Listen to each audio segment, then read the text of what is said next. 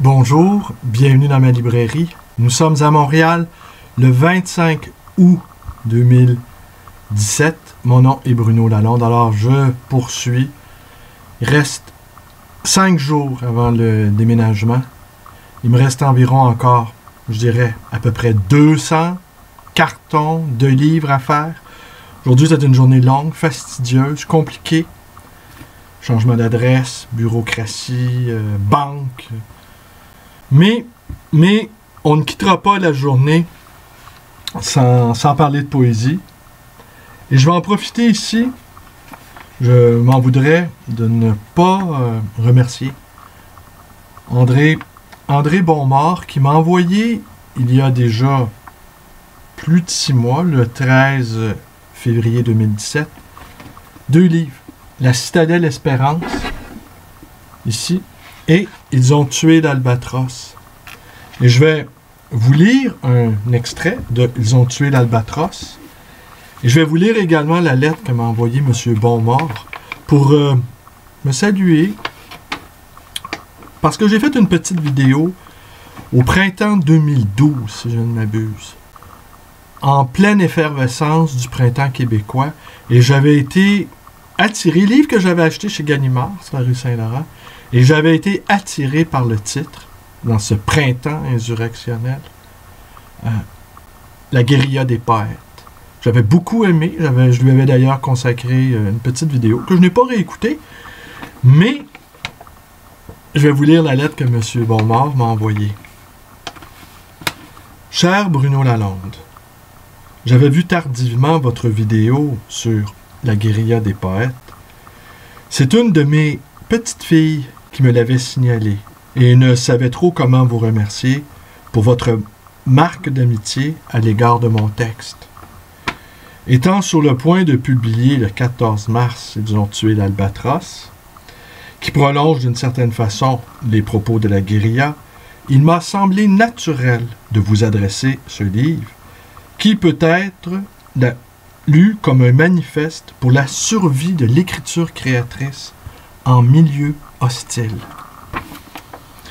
J'ai joint La Citadelle Espérance, paru entre-temps, illustration de notre condition sous le règne de la société tragi-libérale, selon l'expression si juste de Yann Bourvet. J'espère que je le prononce correctement ou que je le lis correctement. Et j'y ajoute ma sympathie et mes encouragements pour les combats que vous menez. Bien chaleureusement à vous, André Bonmort. Eh bien, écoutez, je vous remercie, monsieur, et je vous remercie pour les livres. Je dois vous confier, rien ne me rend plus heureux que de recevoir des livres, en particulier des livres de poésie.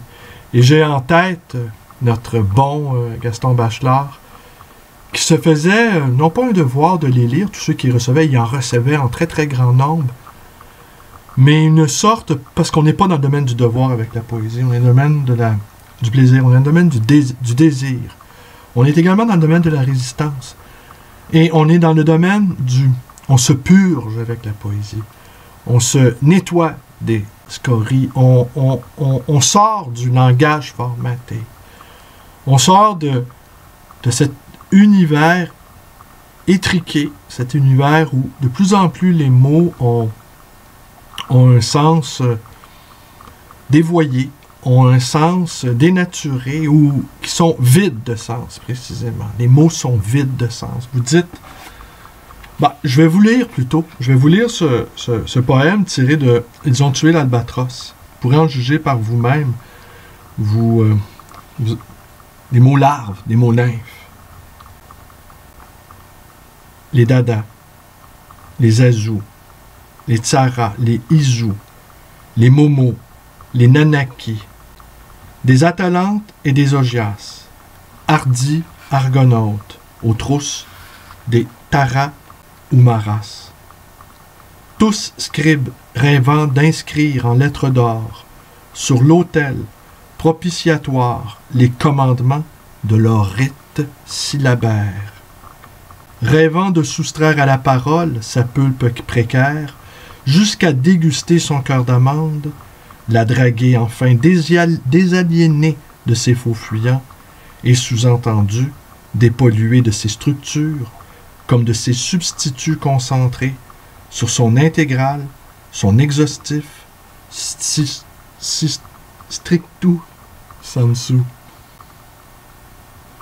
Mot larve, mot nymphe, cocon, chrysalidé où mûrit le verbe à naître. Il faudrait une main de fonte des neiges pour en apprécier la délicatesse. Il faudrait l'hypersthésie de cette débâcle printanière, une sensibilité pathologique aux yeux de nos esthètes pour en former le premier phonème. Il faudrait admettre et respecter la pudeur et la gratuité de cette syllabe ailleurs et autrement prononcée. Il faudrait banquise ou glacier, laisser filer sa peau, le mince, le labile épiderme, le laisser glisser au fond des océans, s'abandonner, tant pis. La fonte. Au lieu de quoi? La fonte. On y coule les statues des grands hommes. La fonte.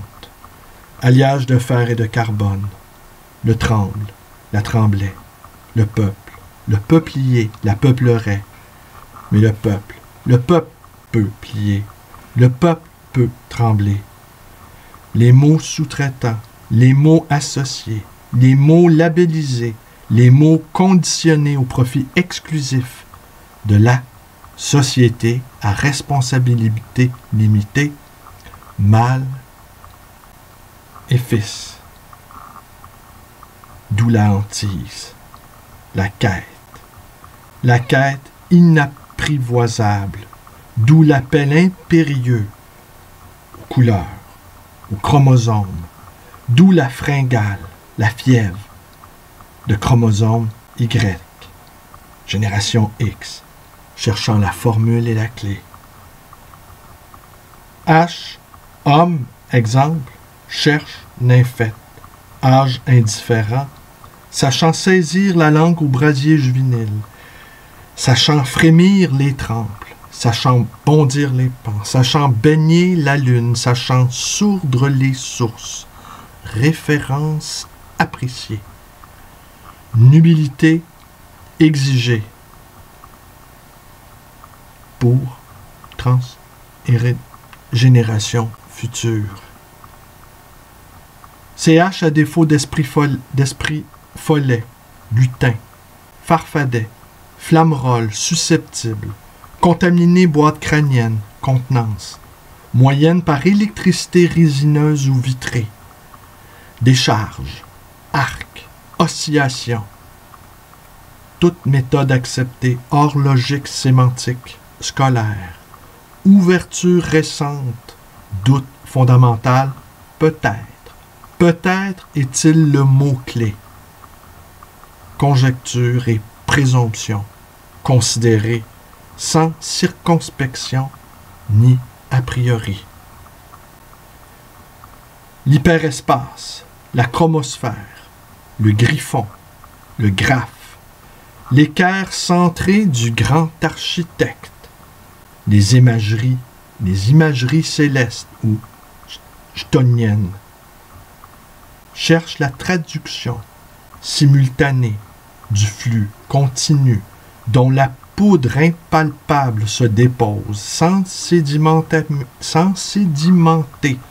en amont du chromosome, à l'orée du germe, cherche l'éclaireur dilatoire en incessante reconnaissance sur la piste fictive d'une connaissance informulée. Ces observations de fortune tiennent dans la sobriété sans réplique du grognement d'un grizzly, dans le répétitif ululi d'un grand-duc. Ariette, blues, ballade, lied, berceuse, barcarolle, cantate, villanelle. Il faudrait, peut-être, dépouiller nos chants de leur musique et de leurs paroles. Bibliophile, compulsionnel, cherche à inhaler la poussière érudite de la grande bibliothèque, accueillerait pour inhumation durable l'esprit de ses cendres, les vestiges de ses fumées, fruits amers du grand incendie, se baignerait, simple appareil d'enregistrement, dans le flot verbal depuis l'heure véhiculée, par le réseau phosphorescent de l'électricité atmosphérique résiduelle, postule, fonction. Fils conducteur, courant alternatif. Saint-Elme ou buisson ardent. J'offre ici mon corps au bûcher communautaire, mon esprit échevelé d'éclairs, feu mon âme. Sous le feu de forêt, cherchez le foyer d'érudition, quand s'enflamme l'incommensurable intelligence végétale. Elle se délivre d'un trop-plein d'elle-même, délivre à l'air que nous partageons des paillettes de savoir accumulées en chevelure, dents drides aux nervures ciselant le fluide continent limbique, ces mugissements de sagesse offerts à tout vent.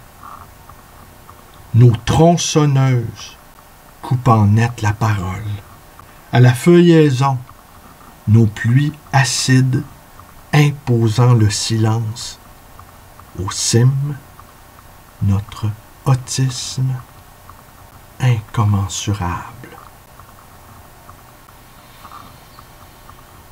Voilà, c'est par un langage, c'est un texte un peu, c'est de la poésie un peu difficile à lire, car la ponctuation, elle est intégrée au corps du texte. Il faut trouver la respiration, la césure qui permet de faire déployer le phrasé, qui permet de dilater le souffle afin que la phrase elle-même s'enfle, se gonfle et éclate en myriades d'images. D'images où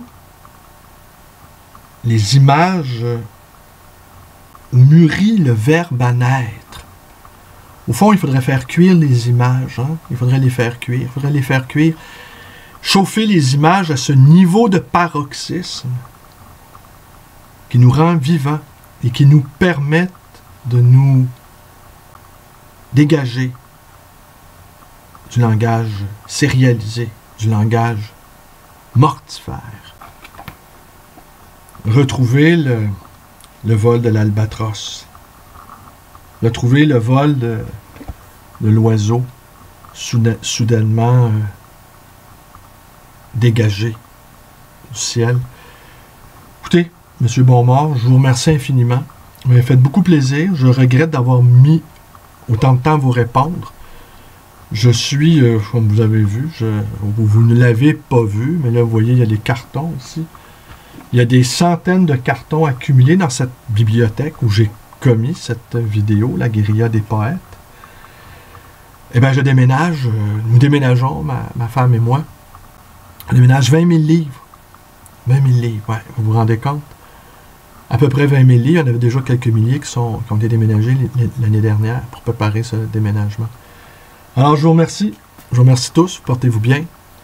Et bonne journée à votre petite fille, M. Bonmort. Peut-être va-t-elle vous signaler à nouveau l'existence de cette petite vidéo. Et pour mes amis YouTube, vous connaissez la suite. Vous pouvez vous abonner à ma chaîne. Vous pouvez également me rendre visite à cette librairie d'occasion et d'ancien dans le quartier Côte-des-Neiges à Montréal. Et cette deuxième librairie, Atelier Librairie, où ma femme va avoir un atelier qui va jouxter la librairie contiguë. Alors, les deux espaces vont communiquer. On sera plus très près, on va être très près l'un de l'autre, elle et moi, dis-je, pour vaquer, selon le beau mot de Victor Hugo, à nos occupations quotidiennes qui se font sous le signe de la passion commune. Merci et bonne journée à tous.